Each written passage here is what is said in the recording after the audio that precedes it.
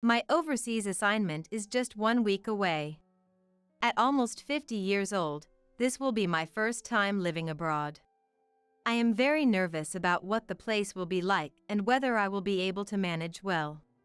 However, I am honestly worried about leaving my son, Daniel, and my husband, Sebastian, who is a homebody, behind while I go overseas.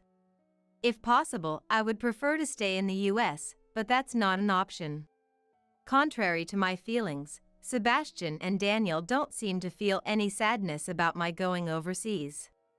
They have always been understanding of my work, as I have been busy and away from home often. Feeling a bit of lingering attachment, I took off for the overseas assignment. While I was bewildered by the unfamiliar environment there, I concentrated on my work, always thinking of my family. After a few months, my work finally settled down, and I could see a return to THUS in sight. Finally, the day of my return arrived. I hurried home with a lot of souvenirs in my hands. I'm home. I opened the living room door, eagerly anticipating their reactions. What? A ghost? For a moment, I turned around, wondering who he was talking to, but Daniel's gaze was fixed on me. Is he saying that to me? Am I presumed dead? Feeling hurt, I quietly left the house. Later, the true meaning behind those words became clear. I was once a college student and also a company president. There was a time when I became the center of attention with such titles. I, Charlotte, started my own apparel brand while I was a college student and became a president at a young age. Ever since middle school, I dreamed of becoming a business owner and worked hard on my studies in high school to make that dream come true. My high school life was far from the glamorous one I had imagined, filled only with memories of studying and gathering information about business. When I think back on high school, the memory of homecoming stands out. I had no specific destination in mind and was walking aimlessly when I was drawn towards the sounds of excitement. It seemed like a stage set up by classmates for their band performance. Curious about who was performing, I peeked through the gaps in the crowd. As soon as I saw the person playing the guitar, my heart started pounding, and I felt emotions I had never experienced before. This must be what they call love at first sight. From then on, whenever I saw him, I couldn't help but watch him without being noticed. However, with exams and studies approaching, I wasn't confident in my ability to balance academics and a love life. I hid my feelings and focused on achieving my big goal of starting my own business. Thanks to that, I was able to get into my desired university and steadily acquire the knowledge needed to run an apparel brand.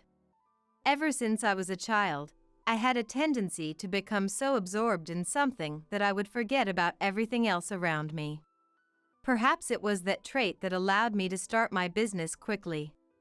While attending university, I spent my days diligently managing my fledgling company. During that time, I received a new job offer.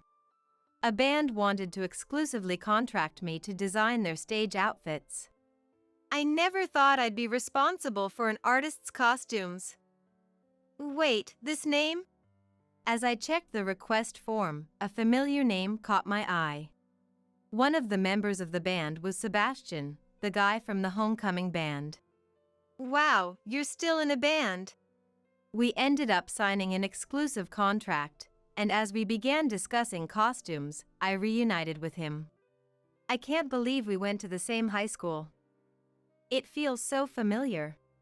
Actually, I knew about you from the homecoming event, and I'm surprised we meet again like this. I look forward to working with you. We had several meetings, and the more we met, the more my old feelings for him started to resurface. Eventually, we started going out for meals, and soon we found ourselves drawn to each other, beginning a romantic relationship. As my personal life blossomed, my company also started to gain momentum. His band, too, was gaining popularity and recognition. We were both at the peak of our careers. Charlotte, my work has stabilized.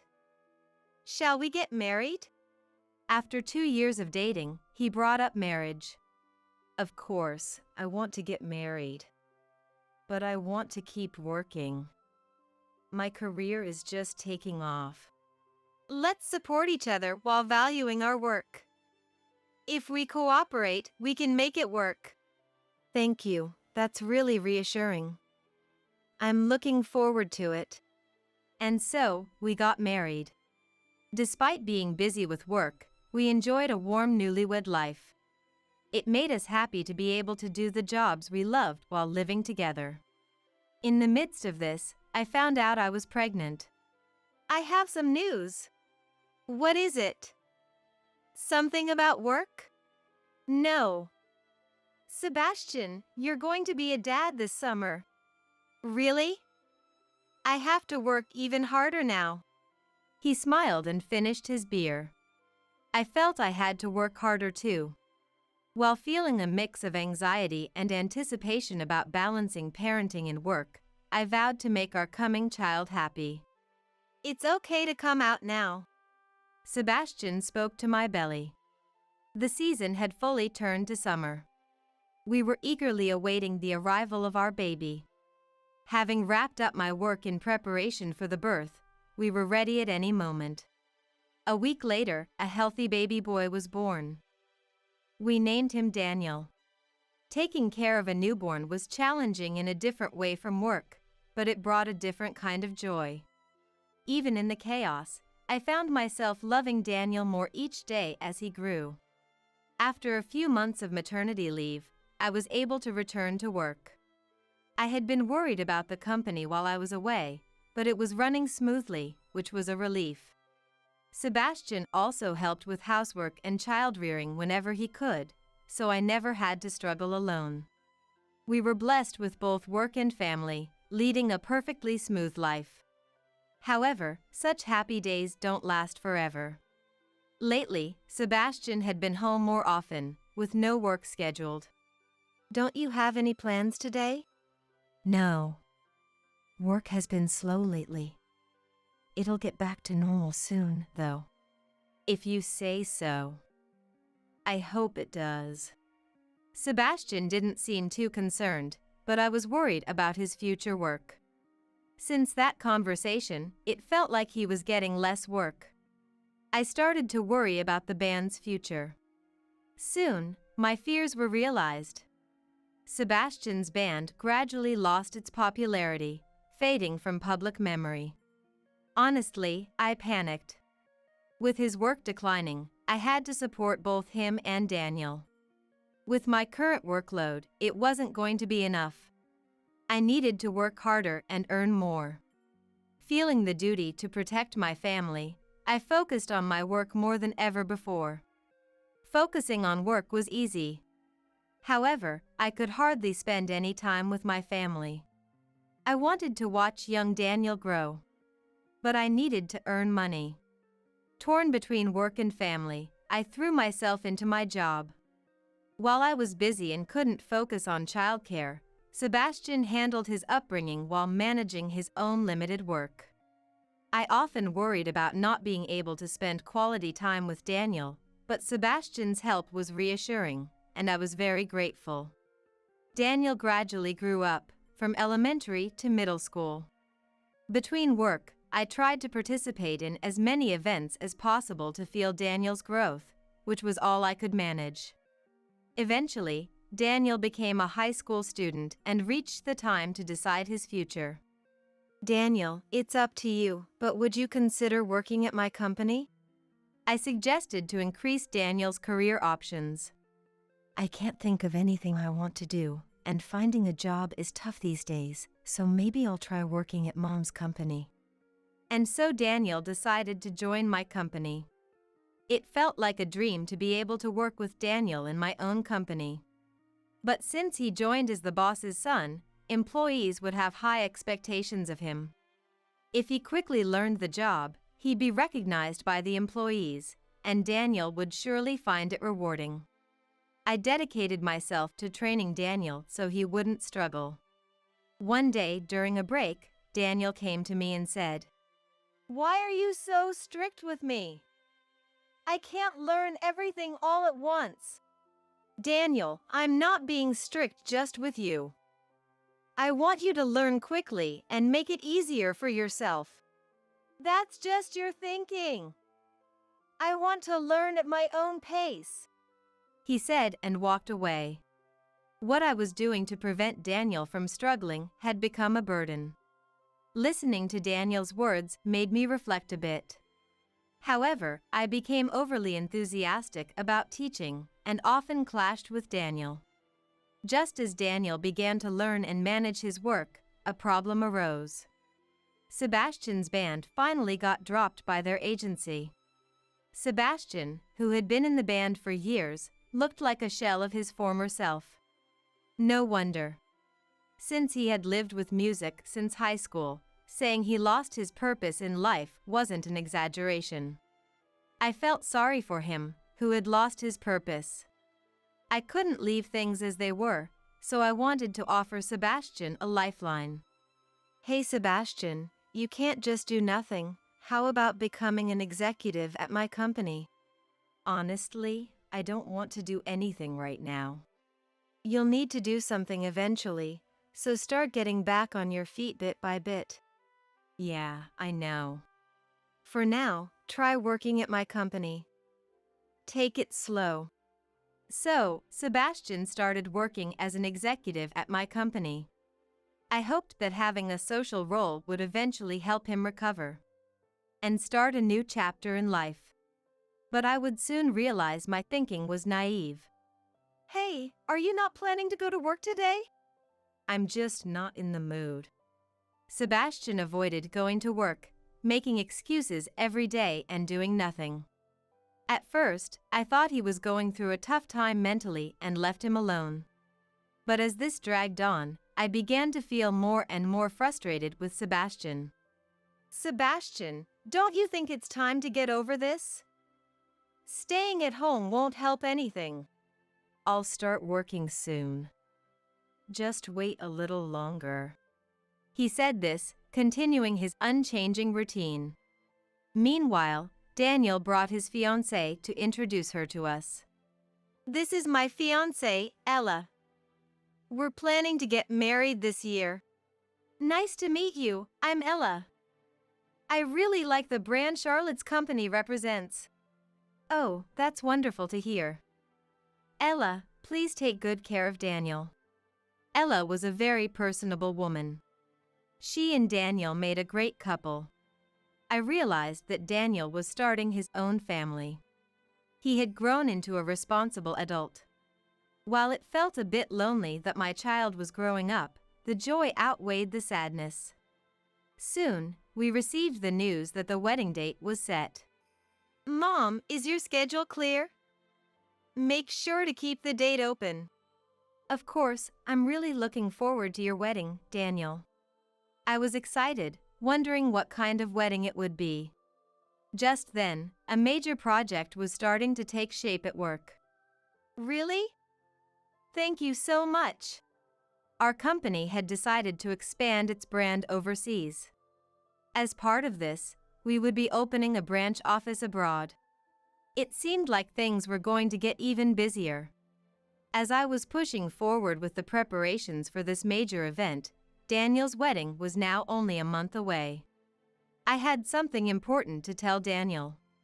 I would have to go abroad for the new branch office 1 week before his wedding. Why did it have to overlap with the wedding? I desperately wanted to attend the wedding. I tried to coordinate with everyone involved to adjust the schedule. However, it wasn't something that could be changed just because of my personal circumstances. If I turned down this opportunity now, the chance to grow the company might not come again. Both Daniel's wedding and my job, which supports our livelihood, were equally important. But for the sake of a brighter future for Sebastian, Daniel, Ella, and their future children, I had to keep growing the company. As a last resort, I had to ask Daniel to accept that I wouldn't be able to attend his wedding because of my overseas assignment. Now was the time to tell him. I stopped Daniel as he was about to leave work. I need to apologize. I have to go overseas for the new branch office a week before your wedding, so I won't be able to attend. What? Why did you let the dates overlap? Couldn't you change it? I tried my best, but it couldn't be changed. I'm really sorry. You're missing my wedding. That's unbelievable. With that, he left. As tension lingered between Daniel and me, the day of my departure finally arrived. Daniel, I'm really sorry about the wedding. I'll do my best for you and Ella. Please take care of Dad. Yeah, okay. I guess work is more important. Daniel still seemed upset about my overseas assignment and spoke coldly. Meanwhile, Sebastian continued to stay home all the time. Would he be all right while I was abroad? Sebastian, I've informed the company about everything. Go in when you can. And I'm sorry I can't attend the wedding. Celebrate for me as well. Well, if it's for work, there's nothing that can be done. I'll try my best too. I made sure Sebastian had enough arrangements and financial support before heading overseas. It was my first time living abroad. My days were filled with work. Just when I started to get used to the local language and food, I wondered how Sebastian and Daniel were doing. How was the wedding? I refrained from contacting them so as not to disturb them due to the time difference, so I didn't know how they were doing. But there were no emergency messages, so they must be doing fine. A few months later, I finally managed to wrap up my work and could return home. I was so happy that I could finally go back to my home. I felt so guilty for causing so much trouble for Sebastian and Daniel, so I decided to buy them lots of souvenirs. I wondered what Ella would like. Thinking about my family, I circled the souvenir shop 3 times. The long flight made me tired, but as soon as I arrived in America, my fatigue vanished. I hurried to my home and opened the door. I'm home. Sebastian and Daniel were in the living room. I'm sorry for causing so much trouble for both of you. My work has settled down, so I could come back. Their reaction was not what I expected. What? A ghost? Mom is still alive? Yeah, it looks like it. What kind of joke is this? Stop it. I never imagined being treated like a deceased person. I was bewildered by their unexpected words. Can you tell me what happened while I was gone? Huh? Someone who didn't attend my wedding isn't family. There's nothing to talk about. I really feel sorry about that.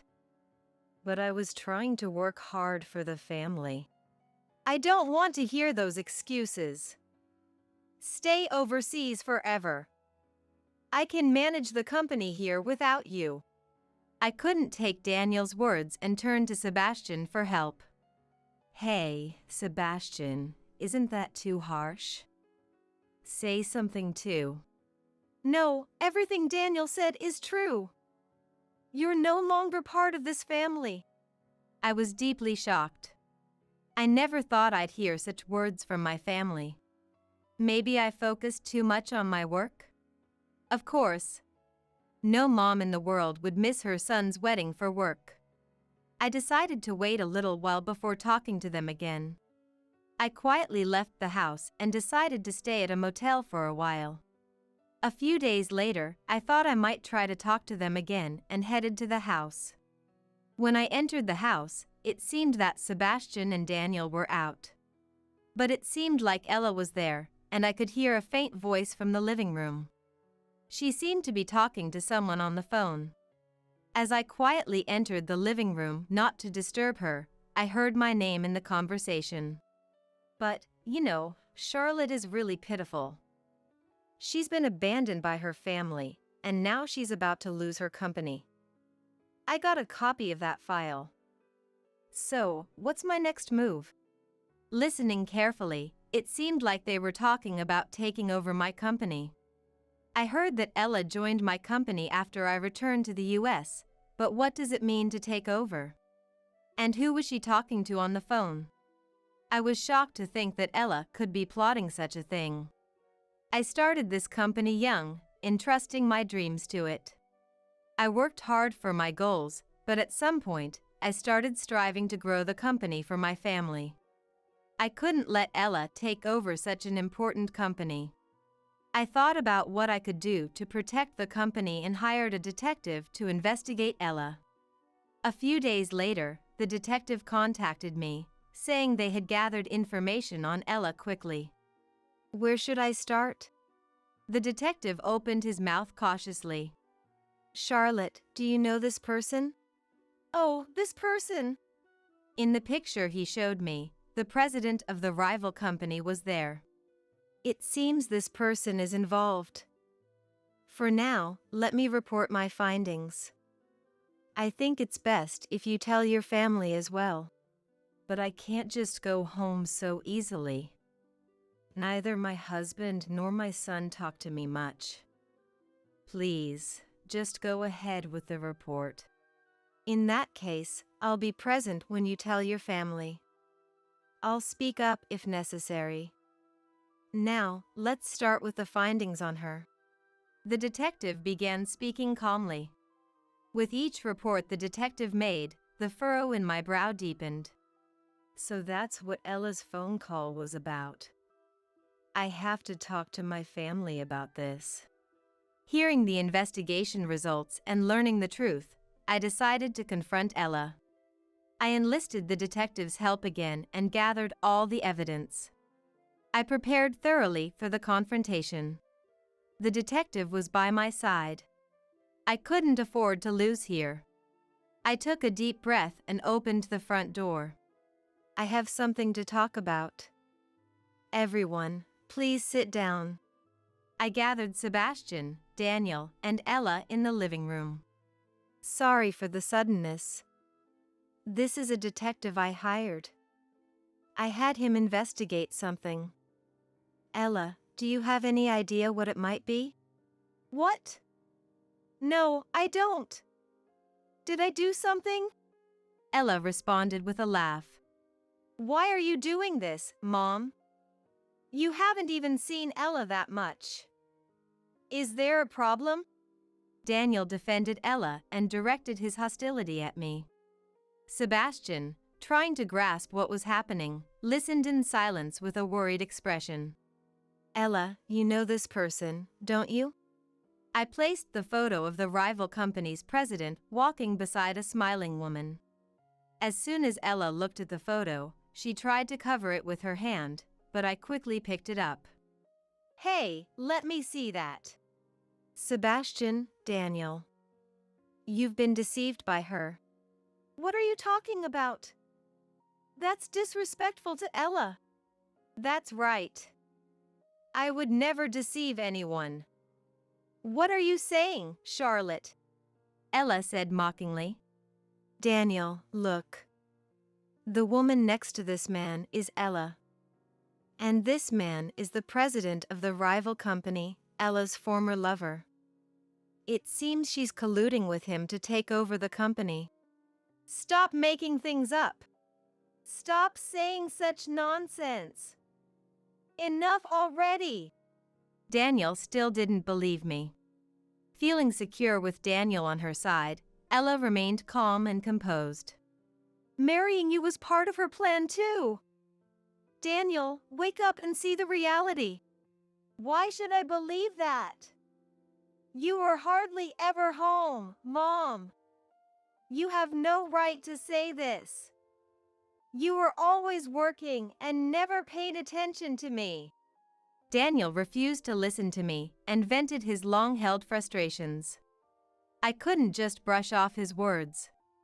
I had worked so hard to make Daniel happy, but it had backfired. Had I really made Daniel feel so lonely? Dad's income was always unstable, so I felt I had to step up. I wanted to make sure you lived comfortably, but I was wrong. Daniel, I'm sorry for making you feel so lonely all these years. That's just an excuse, he muttered, his face slightly contorted. Sorry to interrupt this touching moment, but can you stop making me the villain? When is this going to end? Ella sneered, her words dripping with contempt. Even at this point, she was still trying to hide her true nature. Detective, clearly frustrated by Ella's attitude, spread out photos and documents on the table as evidence. Do you still claim ignorance even after seeing this? What is this? Daniel, don't look at it. This is nonsense.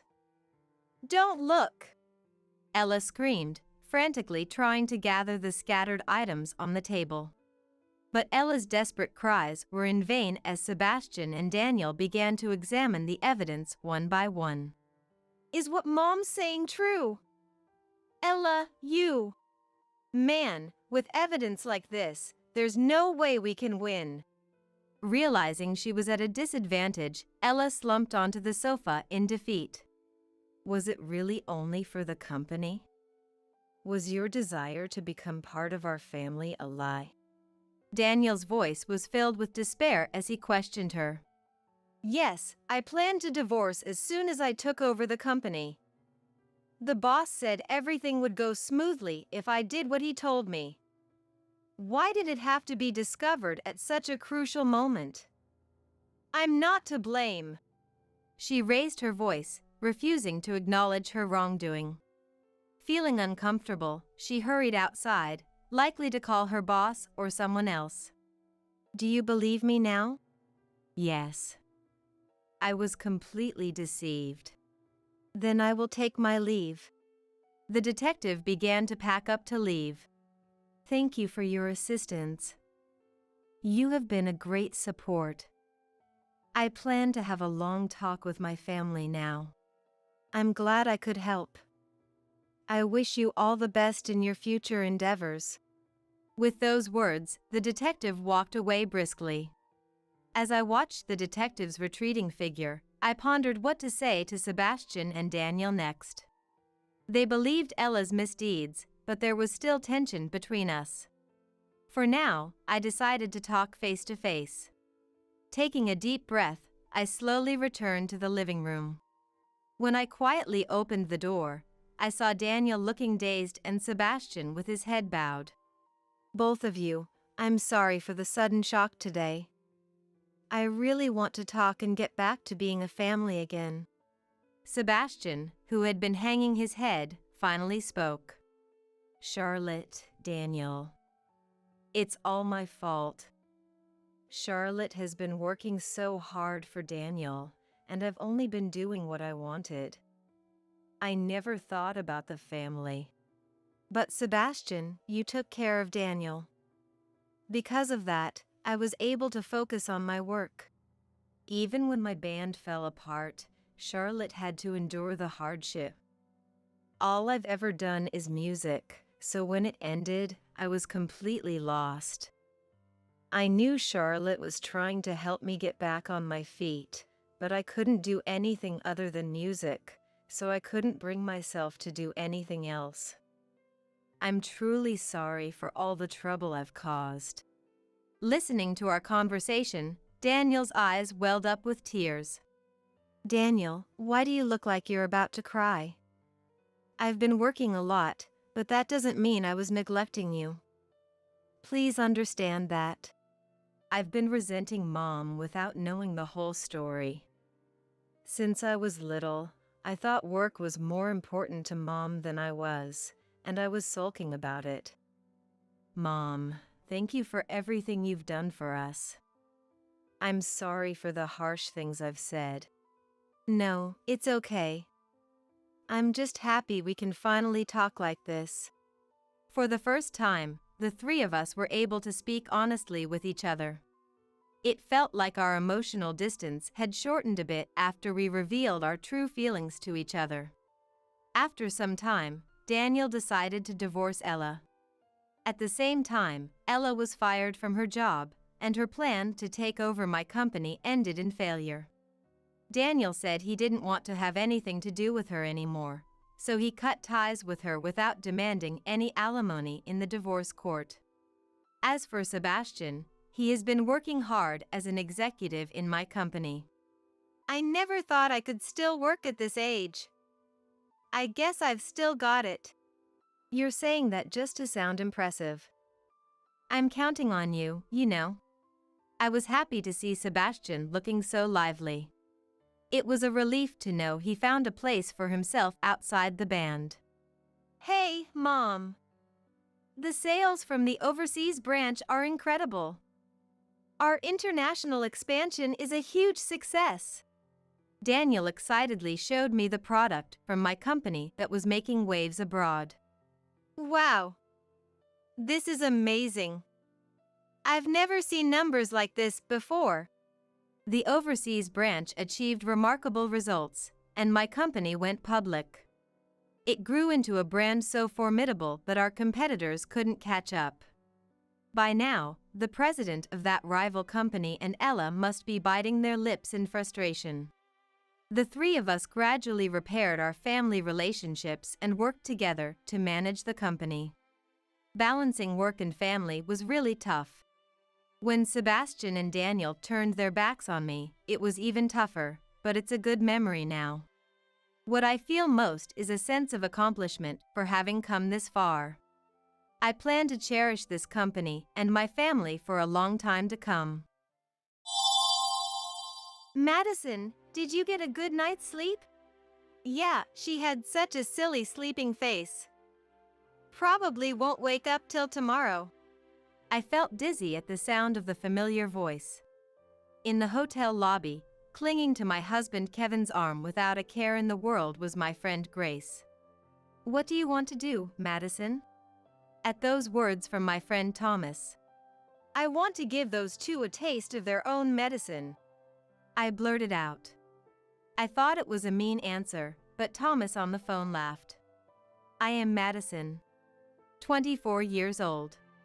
A banker, having started working at a local bank after graduating from college.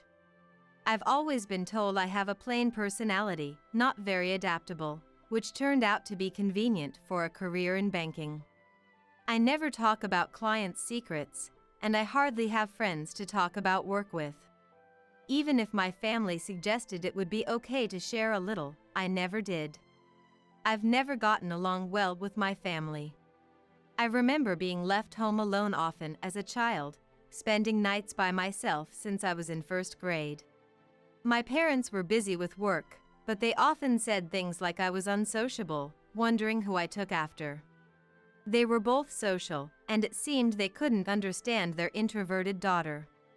So, I don't have memories of being taken anywhere by my parents or receiving anything from them. When I came home, there was usually $10 left for me, which was supposed to last for about 2 days.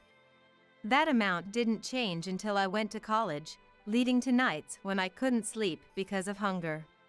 Grace's parents, who lived next door, often took pity on me and treated me to meals.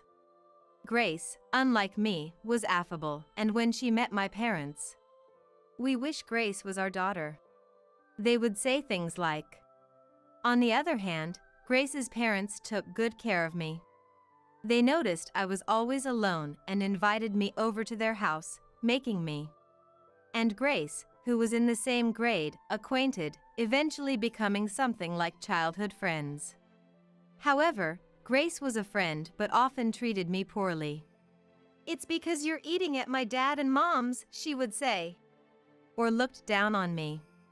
Grace's dad owned an advertising agency, making Grace quite the company president's daughter. She always boasted about it, calling my family poor when my parents weren't around. Even when Grace's family went on trips and brought back souvenirs like keychains, Grace would end up taking them back. Maybe Grace felt lonely because her parents paid attention to other kids. At the time, I vaguely thought this while enduring her behavior. I knew well the pain of feeling neglected by one's family. Of course, Grace's parents did pay attention to her, but she must have had her own issues. Thinking this, I couldn't bring myself to retaliate against Grace's demeaning attitude. It was completely unexpected for me to get married. I hardly had any relationships with men, and the only male friend I could think of was Thomas, whom I met in high school. He wasn't a romantic interest, but rather an equal friend. My marriage was orchestrated by my parents, concerned that I didn't have a boyfriend. One day, out of the blue, "You'll have a matchmaking date with a son of someone we know." I was shocked. Despite having no men in my life, I was still in my early 20s. It seemed too hasty. When I protested to my mom, "You're not charming or cute, so a love marriage is impossible for you. Be grateful we're introducing you," she said. And, "Madison always looks so grumpy. At least have some cute kids," my dad added. I had no allies. However, if asked whether there was a chance for me to marry while continuing my job, honestly, there might not be. Maybe this was fate. With that thought, I accepted the matchmaking. The partner was Kevin, a company employee about 5 years older than me. He was a creator at an advertising company.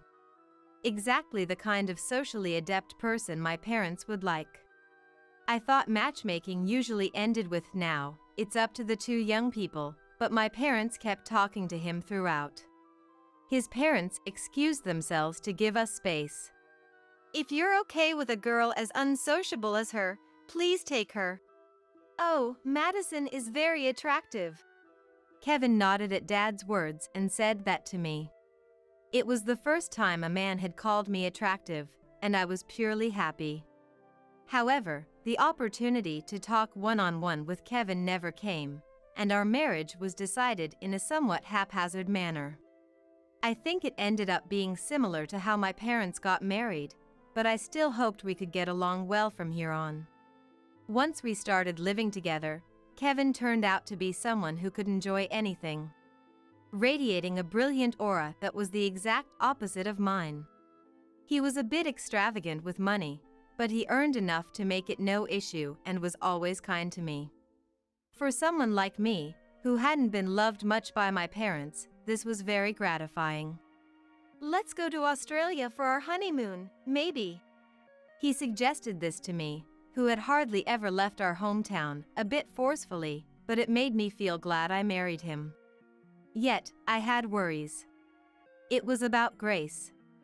Kevin and I had started living together near my childhood home, and it turned out Kevin and Grace were colleagues at work. To be precise, Grace was the secretary to Kevin's boss. Since we went to different universities, I didn't know where she ended up working, but it turned out she had taken a job at my dad's company. And then, Grace started visiting our new home frequently. Kevin, Grace, and I. It was obvious where the conversation would flow smoothly whenever the three of us were together.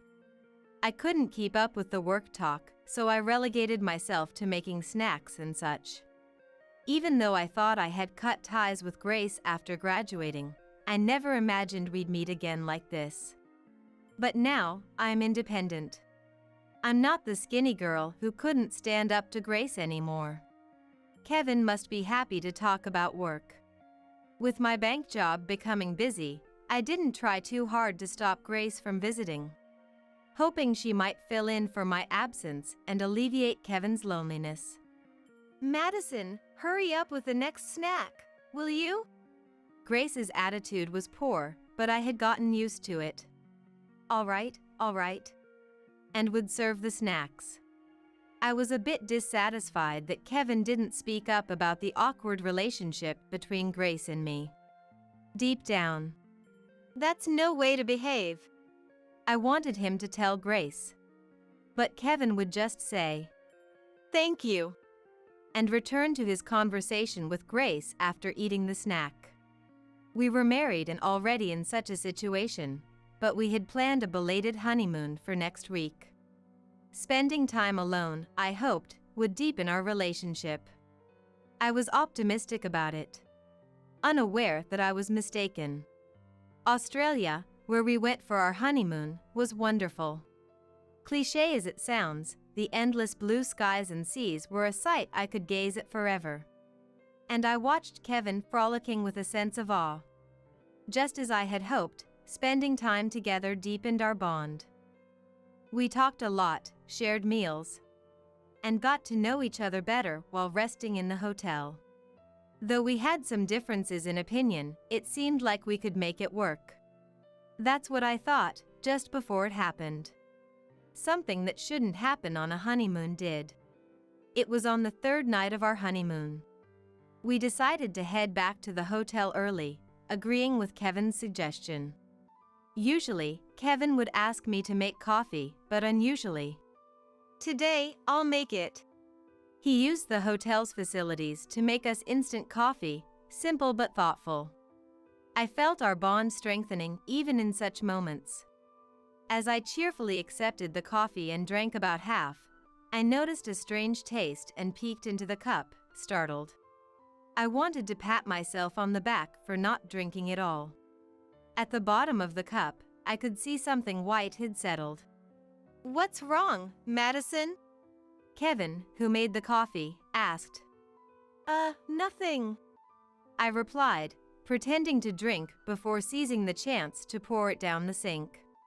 I was full of inner turmoil. Could Kevin have drugged the coffee? I didn't want to think so, but I couldn't help but suspect it. Perhaps as evidence, I soon felt a wave of drowsiness so intense it was unsettling. However, since I hadn't drunk at all, I didn't completely fall asleep. Doubtful of Kevin, I decided to pretend to sleep. "Sorry, I guess I'm just tired. I'm really sleepy, so I'm going to bed." After saying that, I lay down in bed. Then, after a while, Kevin came over to check if I was sleeping. Pretending to be asleep consistently, I noticed Kevin quietly moving around the room before he opened the door and left. I got up as soon as the door closed. It must have been a sleeping pill he gave me earlier. So, Kevin was going somewhere he felt he needed to put me to sleep for. It was easy to imagine it wasn't for anything good. And then, a face flashed through my mind. Grace. I had no proof. But there were times I felt an atmosphere between them that was more than just colleagues.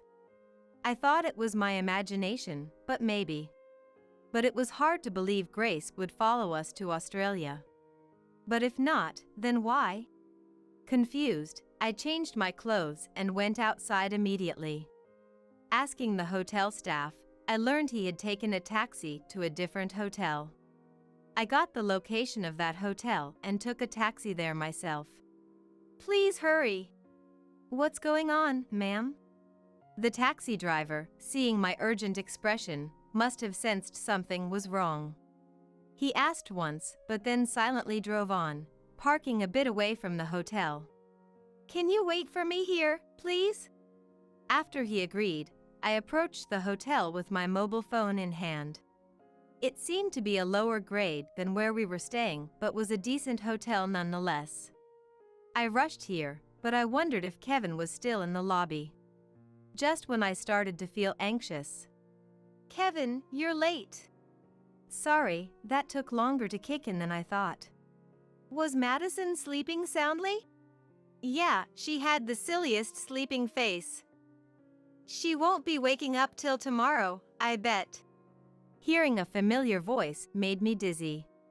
There, in the hotel lobby, without caring who saw, Grace was clinging to Kevin's arm. I quickly activated my camera and took several photos. They even started kissing, so I captured that too. Then, following them as they seemed to be heading for check-in, I casually sat near the front desk and turned on my voice recorder. "Reservation for 2 under Kevin, Grace, correct?" "Yes, that's fine." "Are you here on a couple's trip?" "Yes, we are." The words recorded on the voice recorder made me almost want to laugh. "What couple?" Kevin was hugging Grace's shoulder with a downtrodden look. I captured their cozy walk to their room in photos and returned to the taxi. The driver didn't ask anything and took me back to our hotel. I was crying by then. He must have realized something had happened. But these were not tears of sadness, but of frustration. I had been looked down upon by Grace for so long, had things taken from me. And just when I thought I was free, she was taking my husband too. Just thinking about Kevin hugging Grace made me nauseous. I had no more feelings for that man. It might disgrace my parents, but I didn't care. I was going to get my revenge, thoroughly. But how exactly? I returned to my hotel room and tried to think, but I was probably still too shaken. I couldn't come up with anything. Just then, my mobile phone vibrated. It was Thomas, a friend from high school. "How's the honeymoon?" His simple message made me feel even more miserable and ready to cry. Thomas and I became friends in high school when we were on the same committee. While people tended to drift away from me because of Grace's disdain, Thomas never cared about what Grace said and treated me normally. We ended up going to the same university, deepening our connection. And even though we were in different departments, we went out for drinks a few times.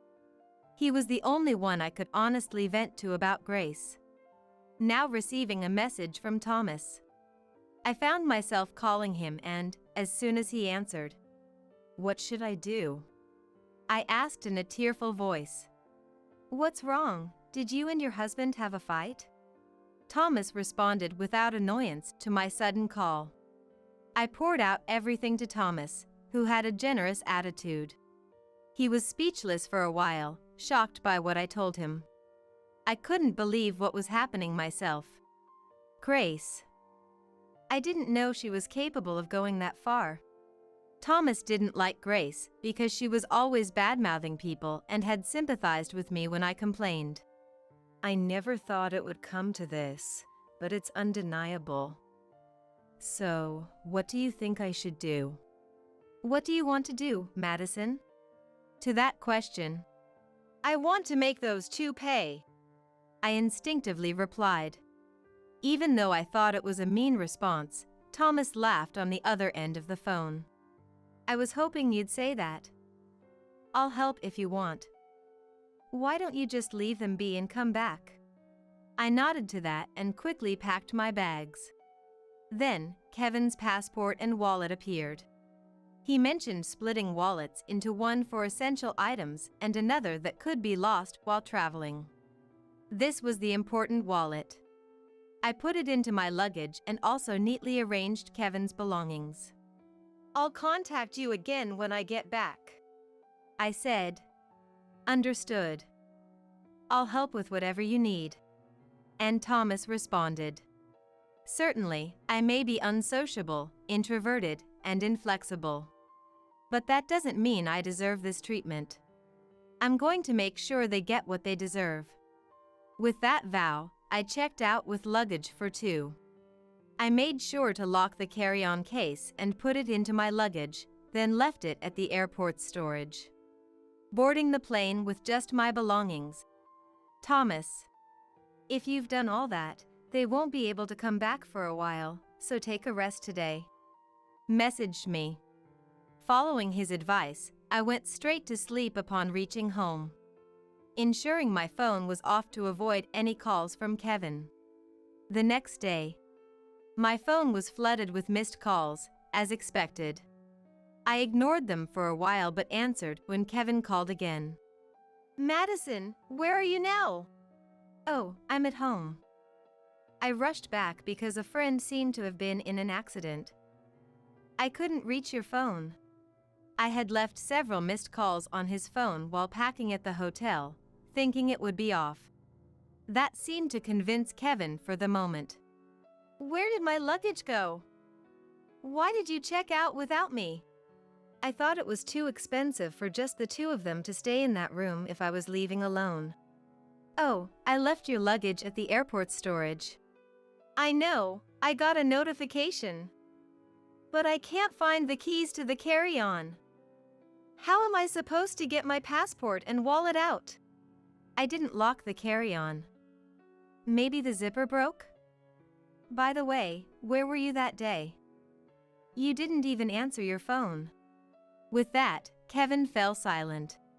Of course, he did. He couldn't honestly answer because he was up to no good. Well, I had to step out for a bit.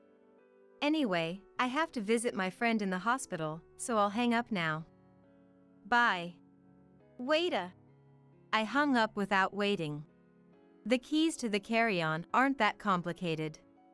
Even if he manages to open it, there won't be a passport or wallet inside.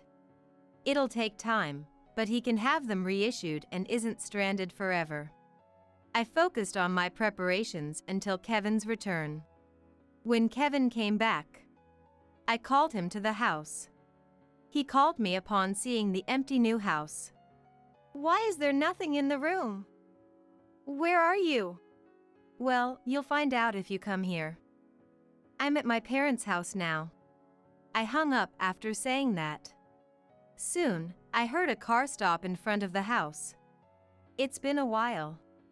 I led Kevin to the living room with an innocent expression. Kevin followed, his face turning red. You're going to explain this, right? The passport and wallet, it was all you're doing? Explanation? Of course, I'll give you one. I opened the door to the living room. There, Thomas, my parents, Grace's parents and Grace, along with Kevin's parents, were present.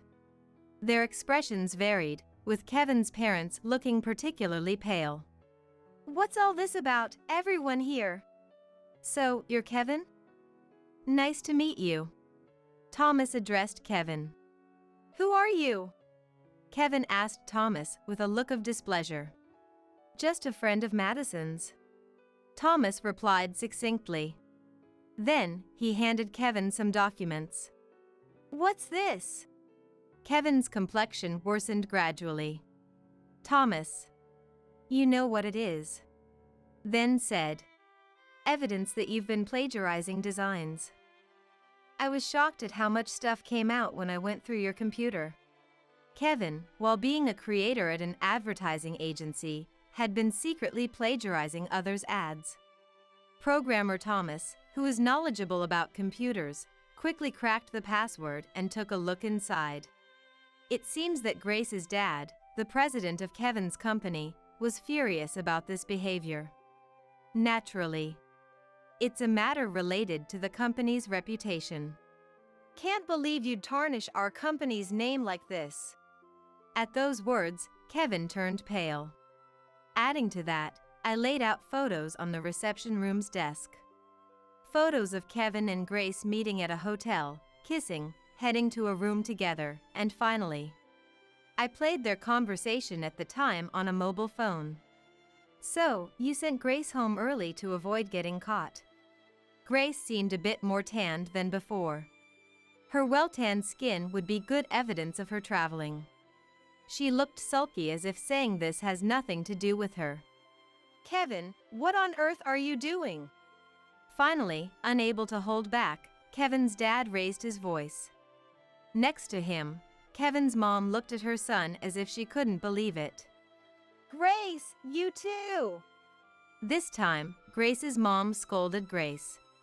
Grace, who had been fiddling with her mobile phone, finally looked up. There was no sign of remorse on her face. Instead, her usual condescending expression as if to say it was our fault. What's the big deal? It's all because Madison is plain and poor, right? It was Kevin who hit on me first. Why should I be the one getting scolded? Such a defiant attitude. Almost admirable in its audacity. That's when my parents intervened. They seemed carefree and not at all angry. Well, they're young, and Kevin could make mistakes. Look, Grace is pretty and comes from a wealthy family. Yeah. Our daughter isn't charming or cute, and being cheated on, well. I was speechless. Could real parents say such a thing? Then Thomas stood in front of my parents and said coldly, "What do you think you're doing to your own daughter? There's no reason she should be okay with being cheated on. Following up like a counterattack were Grace's parents. Grace's dad put his hand on my shoulder and looked at my parents. I don't want to meddle in other families' affairs, but Madison is a very good girl. Just as he said, there's no reason she should be okay with being cheated on. It seems you're quite fond of Grace, but where did you go wrong in education to mess with someone else's husband? Grace's mom also looked at Grace while saying this. I found myself in a position being protected by these three and couldn't help but feel like crying. Kevin's mom came over to apologize deeply. I don't know how to properly apologize to Madison. Of course, we'll go through with the divorce and pay any amount of compensation. Divorce? Compensation? Kevin exclaimed in surprise. Where was the surprise in all this? I'm not the kind of person who can quietly endure being cheated on during a honeymoon. Grace, you're paying too. Why should I? I wasn't the one who had an affair. It has nothing to do with me. Grace screamed.